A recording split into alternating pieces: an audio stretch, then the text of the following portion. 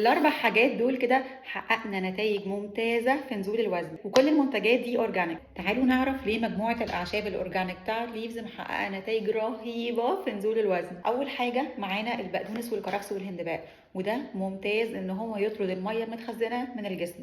كل اللي موجود في السوق بقدونس وكرفس بس، ولكن ده بقدونس وكرفس ومضاف اليهم الهندباء، وكمان مش باودر، ده ميكس بين الباودر والبذور، فطبعا نتيجته بتكون احسن مليون مره. وده بقى بناخده يوم الفري او لما بيكون واكلين وجبه فيها نشويات زياده، او لو عندنا البيريد عشان ينزل الميه الزياده اللي محبوسه جوه الجسم. تاني حاجه ارشحها لكم من منتجات ليفز هي المورينجا، سواء بتخسوا او ما بتخسوش.